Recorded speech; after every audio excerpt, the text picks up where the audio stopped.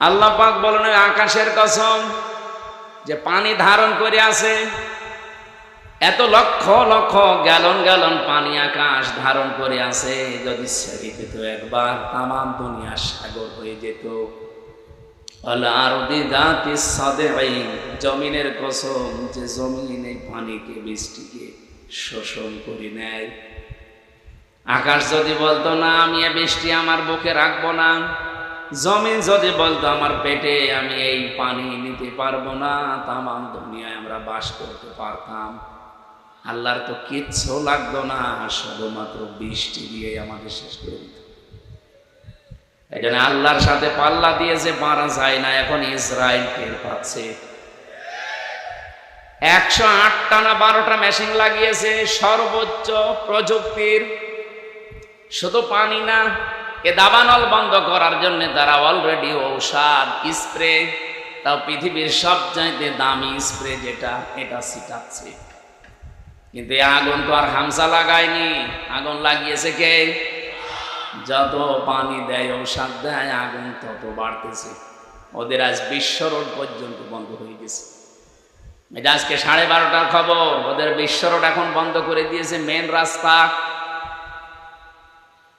National highway যেটা, এটা already বন্ধ। জেরুজালেমে যাওয়ার পথ আল্লাহ বন্ধ করে দিয়েছে।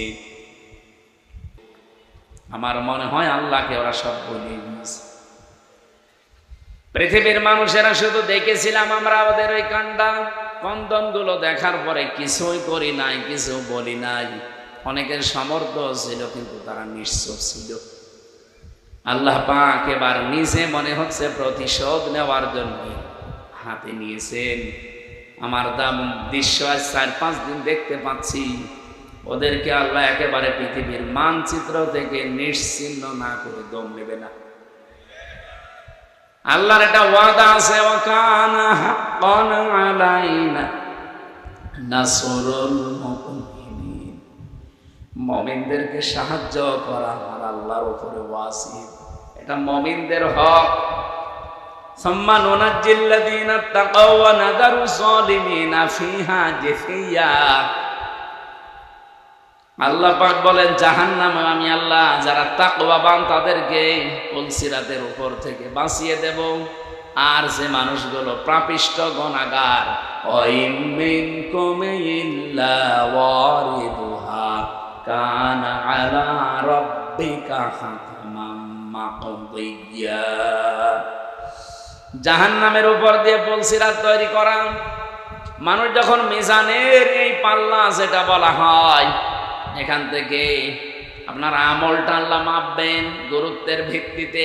মাপ দেওয়ার পরে যখন বলবে পার হয়ে চলে যান জান্নাতে যাবার আগেই এই পুলসিরাত 30,000 বছরের মতো একটা রাস্তা।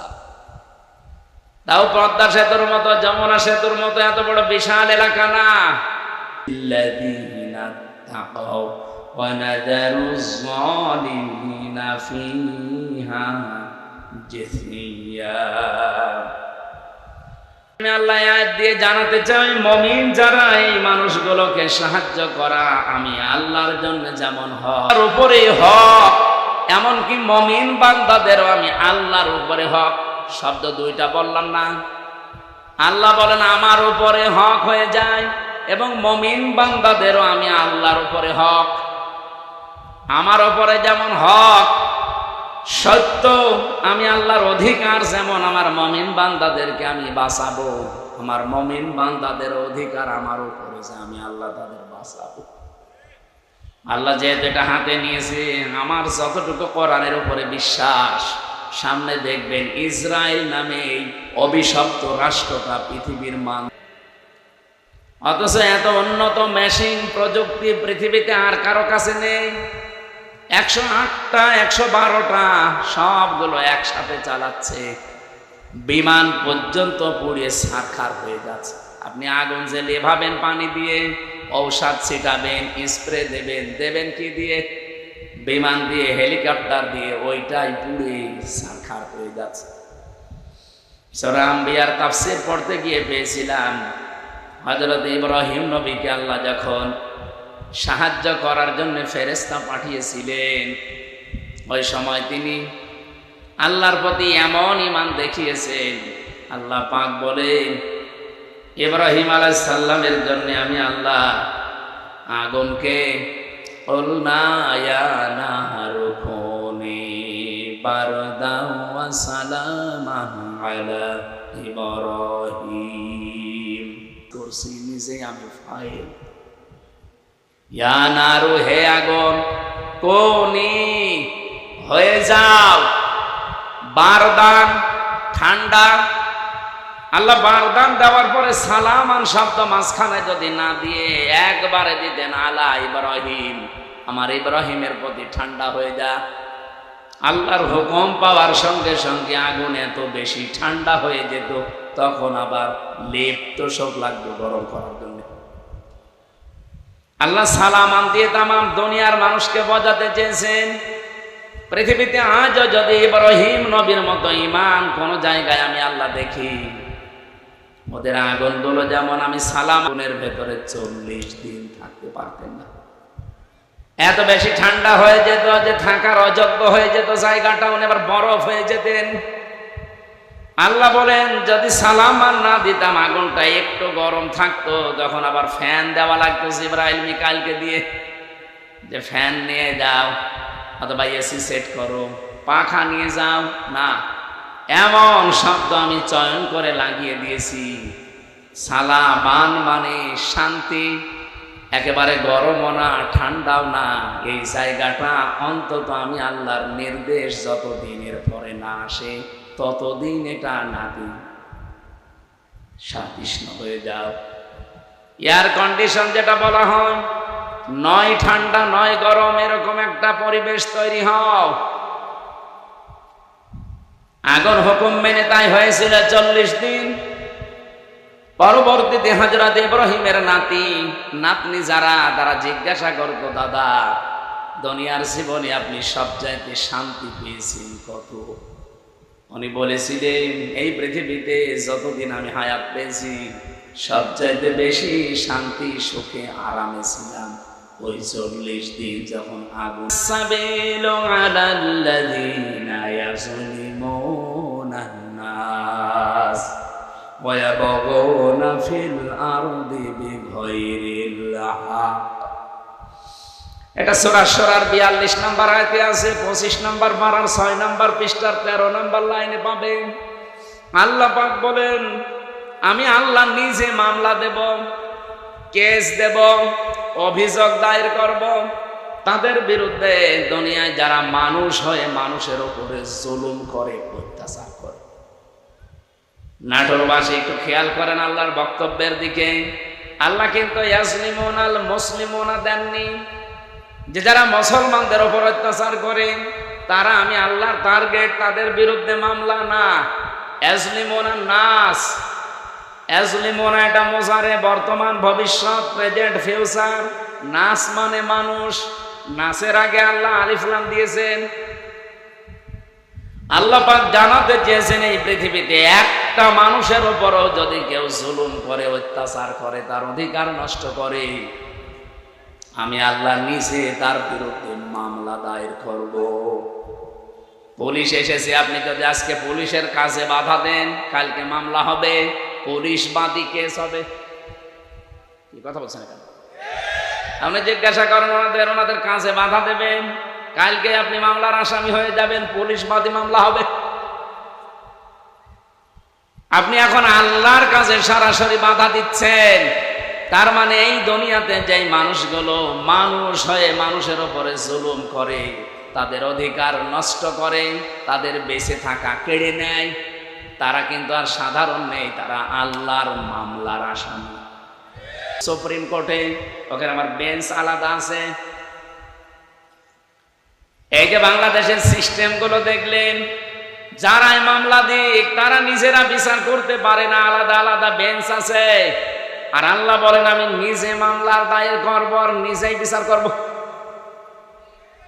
আপনি কথার ওজন টের পাচ্ছেন? আল্লাহ নিজে মামলা দায়ের করবে, নিজেই বাদী, আবার নিজেই বিচারপতি। সুতরাং এই 15.5 বছরে বাংলাদেশে যারা জুলুম করেছেন, আপনি নিজে তো জানেন যে আপনি জালেম কিনা। আপনি কিন্তু আর হামজার মামলার আসামি নেই, আপনি সরাসরি আল্লাহর মামলার আসামি। আমার নিজের মামলাটাই বলছে, মামলার আয়ু থেকে শুরু করে একেবারে যিনি নির্দেশ দিয়েছেন ওই পালিয়ে গেছে উনি। এই প্রত্যেকটা জায়গায় আমি দেখেছি এরা সব আমার উপরে অবিচার করেছে। কারণ মামলাটা যদি আমি সম্পৃক্ত থাকতাম, আল্লাহর কসম কোরআন আমার সামনে, জীবনেও কোনোদিনই কথা তুলতাম না। কোরআন আমি মাথায় নিয়ে বলতে পারবো এই মামলা সম্পর্কে আল্লাহর কসম আমি কিচ্ছু জানি না। আনসারুল্লাহ বাংলা টিমের প্রধান নাকি আমি, অথচ ছাতা যে কি আমি আজ পর্যন্ত জানি না। এমনকি মামলার আইও পুলিশ, উনি নিজেও বলতো আমারে যে হুজুর আমিও জানি আপনার কোনো দোষ নেই, করেন কেন? উপরের নির্দেশ। সব এইভাবে চলছিল। তারপরেও তো আমার মামলার আইও নিজে বিচার করতে পারে নাই। মামলার বিচারপতি আলাদা, ম্যাজিস্ট্রেট যিনি রিমান্ড দেবে তিনি আলাদা, জজ যিনি বিচার করবে তিনিও আলাদা। আর আল্লাহ নিজে বিচার করবেন, আবার নিজেই মামলার বাদী। আপনি পারবেন না বাঁচতে। এই জন্য আমার ভয় হয় আপনি করলে শাস্তি দেবে, এখানে কারো কোনো প্রশ্ন নেই। কিন্তু আপনি মানুষ হয়ে মানুষের অধিকার নষ্ট করলেন, তাদের বেঁচে থাকার অবলম্বন কেড়ে নিলেন, জীবনও আপনাকে আল্লাহ মাফ করবে না। এটা আল্লাহ তার উপরে দিয়েছে যার অধিকার আপনি নষ্ট করেছেন।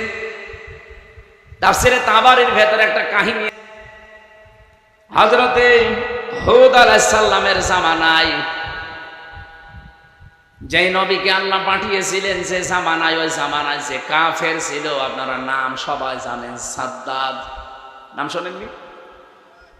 এই জঘন্যতম লোকটাকে পৃথিবীতে আজরাইল মাত্র 2 দিন কন্দন করেছিল মানুষের জান কবজ করতে, যে আজরাইলকে দিয়েছে মাত্র 2 দিন।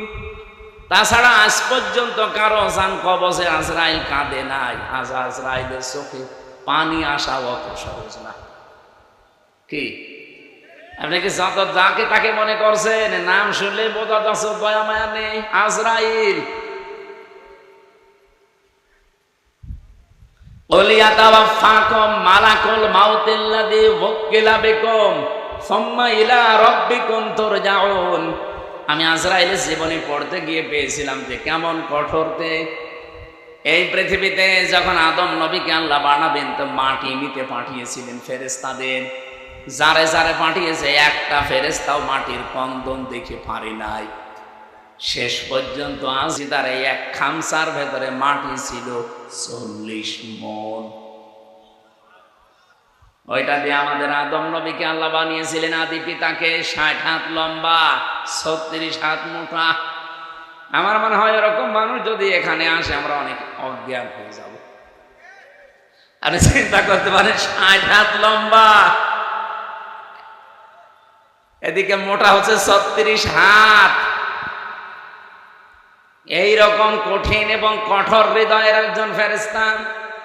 তিনি বলেন আমি জীবনে 2 দিন কন্দন করেছিলাম মানুষের জান কবজ করতে গিয়ে, তাছাড়া আমার কোনোদিন চোখে পানি আসে না। একদিনে আজরাইল এই সাদ্দাত যেদিন জন্ম নেয় ওই দিন, আর এই আর একদিন যেদিন ও মারা যায় ওই দিন। ও জন্ম হয়েছিল নদীর ভেতরে, সাগরে জাহাজ ডুবে গেলে ওর মা একটা কাঠের উপরে তক্তার উপরে ভাসছিল। ওই সময় ওর জন্ম হয়। কাঠটা বুকের উপরে রেখে দিয়ে সন্তানটা কাঁধের উপরে রেখে এভাবে কষ্ট করে করে চলছিল। হঠাৎ আল্লাহ বললেন আজরাইল এই মহিলার জান কবজ করে নিয়ে আস। আজরাইল এসেছিল, দৃশ্য দেখে বলছে আল্লাহ ওই সাগরে এই ছেলেটা তোমারে যা বলেছে কাজ করে আসো, কিছু দেখা লাগবে না। ও কিন্তু জান কবজ করার পরে মেয়েটা পানির নিচে তলিয়ে গেছে, আর এই বাচ্চাটা সাগরে ভাসছিল এই কাঠের ওপরে। ভাসতে ভাসতে এক কিনারায় পৌঁছিয়ে দিয়েছে ঢেউ তাকে। বাঘে নিয়ে তারে মানুষ করে বাঘের দুধ খেয়ে বড় হয়েছে। বলেন তো কোথা থেকে কোথায় নিয়ে এসেছে আল্লাহ তাকে? এই লোকটা যেদিন হুদ নবীর কাছে নিজের পরিচয় দিয়ে যে জান্নাত জাহান্নামের কথা তুমি শোনালে, তোমার ওই জান্নাত আমার লাগবে না, আমি নিজে জান্নাত বানাবো। 20 বছর সময় নিয়ে 22,000 শ্রমিক কাজে লাগিয়ে ওর আয়ত্তে, ওর রাজ্যে যত সোনা রূপা ছিল সবগুলোকে একত্রিত করে ইট বানিয়েছে সোনা রূপা এগুলো দিয়ে দিয়ে। জান্নাতে যখন মেন গেটে যাবে আজকে উদ্বোধন করার জন্য, একটা পিপিলিকা যাবার মতো কোনো রাস্তা নেই, এত কড়া পাহারা চলছে। হঠাৎ করে দেখে জান্নাতের মেন গেটে একজন ফকির বেশি লোক বসা। তো দেখে রেগে গেছে, এখানে ঢুকলে কি করে? কাছে আসি, জীবনে ডবল আমার আর আশা লাগে না। আমি ফকির বেশে এসেছি, মনে হচ্ছে ফকির, আমি কিন্তু দুনিয়ার সাধারণ ফকির না, আমি আজরাইল। জানটা কবজ করবে। আল্লাহ রাব্বুল আলামিন নির্দেশ দিয়েছেন, ইযা জাজালুহুম লা ইস্তাখিরুনা সাআতাও ওয়া লা ইস্তাকদিমুন। যখন যার কাছে আজল চলে আসে, মানে মরণ, ওকে আমি 1 সেকেন্ড আগেও দেই না, পরেও দেই না, নির্ধারিত সময় তুলে নেই। এই লোকটা জোর করে বলেছিল, ফেরেশতা একটু সময় দাও, আমি শুধু বানানো জান্নাত এক নজর দেখেই চলে আসবো, তখন আমার জান নিয়ে নিও, আমার কোনো আফসোস নেই। ফেরেশতা বলেছে, না, জান্নাতের চৌকাঠ পর্যন্ত স্পর্শ করার কোনো অনুমতি আমার কাছে নেই। ঘোড়ার পিঠ থেকে লোকটা তারপরও জোর করে নামতে গিয়েছে, ওখান থেকে জান কবজ করেছে ঘোড়ার পিঠ থেকে। তাফসিরে তাবার যে একটু প্রবেশ করে চলে আসবো, আল্লাহর নির্দেশ ছিল না। আমি এই দিন ওর জান কবজ করতে গিয়ে কেঁদে ফেলেছিলাম। আজরাইল কেঁদেছে একটা লোকের জন্য জীবনে 2 বার, একবার ওর মায়ের জান কবজ করার সময়, একবার ওর জান। মুফাসসির বলেন, কেন আল্লাহ তাকে চৌকাঠ পর্যন্ত স্পর্শ করতে দেয় না জানো? যখন হুদ নবীর কাছ থেকে জান্নাতের বর্ণনাগুলো শুনে শুনে জান্নাত বানাচ্ছিল, নবীকে বলছে, কিভাবে আল্লাহ জান্নাত বানিয়েছে তোমার তো ওই সহিফার ভেতরে আছে, ওই সহিফা থেকে বলো দেখি। আমাদের নবীকে আল্লাহ বড় কিতাব দিয়েছিলেন, অন্যান্য নবীদেরকে আল্লাহ ছোট ছোট কিতাব দিয়েছিলেন, ওইটার নাম কি? সহিফা। ওখানে জান্নাত জাহান্নামের বর্ণনা ছিল, কিছু উপদেশ ছিল। ওখান থেকে বর্ণনা শুনে শুনে যে জান্নাত এইভাবে এইভাবে আল্লাহ বানাবে, ও ঠিক ওই কায়দায় বানিয়েছে। যেহেতু স্বর্ণ রাখবে, রূপা লাগবে, স্বর্ণ এত পাওয়া যাবে কোথায়? যেখানে যা পাওয়া যায় নিয়ে আয়। ওই দেশে একটা বিধবা মেয়ে লোক, মা বাবা নেই, কিছুদিন আগে বিয়ে হয়ে স্বামীটা গেছে মারা। ওর পাইক পিয়াদা যারা আছে, ওরা যে মেয়েটাকে বলছে ওইটা দিয়ে দাও, বাদশার স্বপ্ন পূরণে জান্নাতে কাজে লাগবে। মেয়েটা ওই দিন মাথায় গড়াগড়ি দিয়ে, মাটিতে গড়াগড়ি দিয়ে বলেছিল, এটা নেবেন না, এটা আমার জীবনের শেষ সম্বল, আমার মা বাবা নেই, আমার স্বামীটাও নেই। জোর করে বাদশার এই স্বপ্ন পূরণের জন্য নিয়েছে। ওই দিন মেয়েটা মাটিতে গড়াগড়ি দিয়ে এমন কন্দন করে বরদোয়া দিয়েছিল, রব্বুল আলামিন আমার জীবনের শেষ সম্বলটুকু যে কেড়ে নিল, তাকে তুমি তার বানানো জান্নাত উদ্বোধন করা বসবাস করতে দিও না। আমি হাদিসে পড়েছি, তাকি দাওয়াতাল মাজলুম ফাইন্নাহা লাইসা বাইনাহু ওয়া বাইনাল্লাহি হিজাব। মুসলিম শরীফের হাদিস। নবীজি বারবার উম্মতদেরকে নিষেধ করে গেছেন, উম্মতেরা আর যাই করো, মাজলুমের বরদোয়া থেকে নিজেকে বাঁচিয়ে রাখবা সব সময়, কারণ মাজলুমের বরদোয়া আর আল্লাহর ভেতরে কোনো হিসাব থাকে না। এই মেয়েটা যখন মাটিতে গড়াগড়ি দিয়ে কেঁদে কেঁদে বরদোয়া দিচ্ছিল, আর আরশ পর্যন্ত ধাক্কা খেয়েছে। আপনি বলতে পারেন না যে 15.5 বছরে কত মানুষের আহাজারি এই জালেমার সাথে লেগেছিল, এমনি আল্লাহ ওর এভাবে ধরেছে, কল্পনার বাইরে ছিল। আগস্টের 5 তারিখের 2টা পর্যন্ত কেউ জানে না যে ও পালাবে।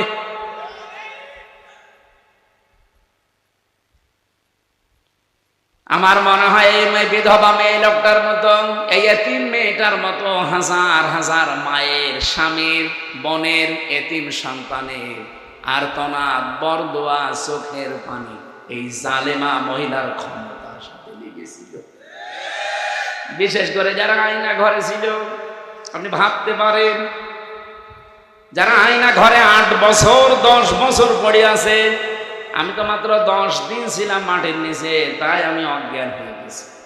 আর যারা 8 বছর 10 বছর 14 বছর পড়ে আছে, দুনিয়া কি সে জানে না, এমনকি নিজের নাম কি তাও ভুলে গেছে। আমার নাম যে ব্যারিস্টার আরমান, সে নিজেও জানে না। আরে ভাই, 10 বছর 12 বছর একটা লোককে যদি কেউ না ডাকে, ওর নাম মনে থাকবে কি করে? ওরে তো কেউ ডাকে না।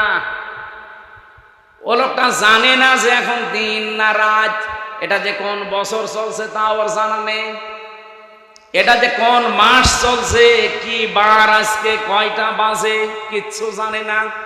ও আন্দাজে নামাজ পড়তাম। আমি তো 4 ওয়াক্ত নামাজ একসাথে পড়েছি, কারণ আমি জানি না যে এখন কি। আমার মাজায় দড়ি লাগিয়ে চোখে, হিসাব করেন তো কত ঘন্টা হয়। এর ভেতরে মাত্র 2 বার আমাকে নামিয়েছে। আমি শুধু প্রসাদ করার জন্য বলেছিলাম যে আমি টয়লেটে যাবো, ওই 1.5-2 মিনিট সময় যা পেয়েছি অতটুকুই। এর ভেতরে আমার আর কোনো খাওয়া দাওয়া নেই। এর ভেতরে আমার সাথে হয় 5 ঘন্টা 7 ঘন্টা পরে হঠাৎ করে একটা গরম দিয়ে ওঠে, কারণ মাটির নিচে খালি পানির আওয়াজ পাওয়া যায়। আমার মনে হয় পাশ দিয়ে কোনো ড্রেন ছিল, অথবা টয়লেটের কোনো জায়গা, কেউ পায়খানা করলে ওই পড়ে, ওই তখন আওয়াজ হয়।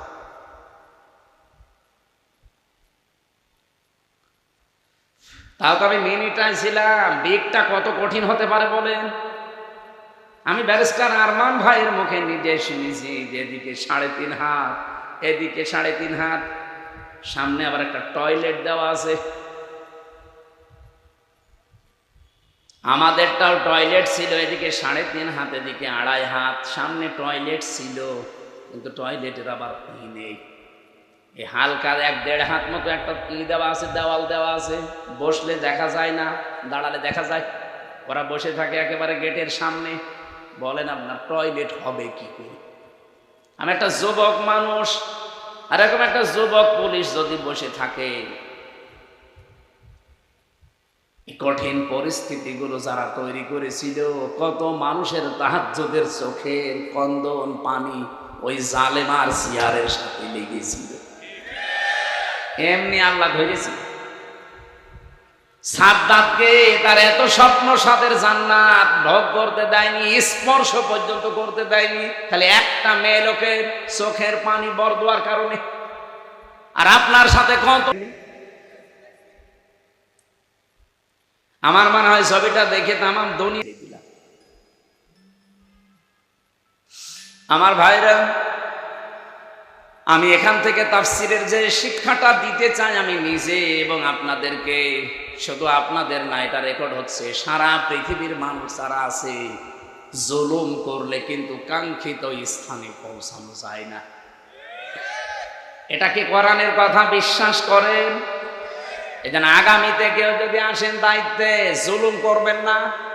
তাহলে আপনি যে টার্গেট নিয়ে এগিয়ে যাচ্ছেন, ওই টার্গেট ফিল আপ হওয়ার আগে আপনি পড়ে যাবেন। আমার কথা বোঝা গেছে? ইন্নামা নুমলি লাহুম লিয়াজদাদু ইসমা ওয়া লাহুম আযাবুম মুহিন। সূরা আলে ইমরানে আছে 4 নাম্বার পারা 12 নাম্বার পৃষ্ঠা 9 নাম্বার লাইনে পাবেন। এটা শেষের অংশে আছে। আল্লাহ তাআলা বলেন, পাপ করে সীমা লঙ্ঘন করে ফেলে, তখন আমি আল্লাহ ওকে আর ছাড় দেই না, তখন ওকে কঠিন এবং অপমানজনক আযাবের ভেতরে ফেলে দেই। কি অপমান! আজ তামাম দুনিয়া কেউ হাসিনাকে নিতে রাজি না। শুধুমাত্র ভারতটাও বিভিন্ন কায়দা কৌশলে রেখেছে। আমি আজকে 7-8টা বিষয় পেয়েছি কেন ওকে রেখেছে। বহুবার চেষ্টা চালিয়েছিল, আপনি দেখেননি? বারবার জামাত ইসলাম বলেন, বিএনপি বলেন, রাজনৈতিক দল বলেন, ধর্মীয় যারা আছে তারা বলেন, বারবার আমরা চাচ্ছিলাম তাড়াতাড়ি নির্বাচন দিয়ে দেন। দিয়ে দিলে কি হবে? ইউনূস চলে যাবে, ওরা আবার কনভেনশন করে সব ঠিক করে ফেলবে। আরও চাচ্ছিল যদি এভাবে অন্তত 2 বছর কেটে যায় তাহলে এই দেশ কন্ট্রোলের বাইরে চলে যাবে। অলরেডি এখন সামরিক একটা ঘাঁটি তৈরি হচ্ছে। আপনি দেখেছেন এই কয়েকদিনের ভেতরে মোদির মুখ শোকাতে শোকাতে এখন মনে হচ্ছে বান্দরের পেছন হয়ে গেছে। সামনে আরো কয়েকটা গেম আসতেছে। ইউনূস ভালো কি খারাপ এটা আমি জানি না, কে ওনাকে চালাচ্ছে এটা আমার দেখার দরকার নেই, কিন্তু আমরা ইন্ডিয়ার এই বলয় থেকে বের হতে চাই। কারণ এই শয়তানরা 54 বছরে উপকার করেছে যা, যদি 10 টাকার উপকার করে 90 টাকার ক্ষতি করেছে। আর সবচাইতে বড় ক্ষতি হচ্ছে আল্লাহর ঘরগুলো তারা ভাঙছে। এর চাইতে আর কি ক্ষতি হতে পারে মুসলমানের? আমার ঘর ভেঙে দিলে আমার এত কষ্ট লাগতো, এই কথা বলছে না কেন? 1500 বছর আগে একবার আল্লাহর একটা ঘর ভাঙতে এসেছিল। কে? আবরাহা। কে? কি করেছে আল্লাহ দেখেছেন? কাসফির মাকুল বানিয়ে দিয়েছে। আর এই শয়তানরা আল্লাহর একটা ঘর সে তো ভাঙতে পারে না, শুধু ভাঙার জন্য এসেছিল। আরে অলরেডি ভেঙ্গে ভেঙ্গে সব মাটির সাথে গড়িয়ে ওই জায়গায় এখন মন্দির উদ্বোধন করছে আর মিথ্যা ধোয়া তুলছে। দিনের পর দিন যায় আর ধোয়া তোলে যে এখানে 500 বছর আগে নাকি মন্দির ছিল। যেহেতু রাজনৈতিক মহল অনেক বড়, ওই মানুষগুলো চিন্তা ভাবনা করবে আমি তো আর রাজ বিক্রি করতে ওরা তামাক বিক্রি করাবে।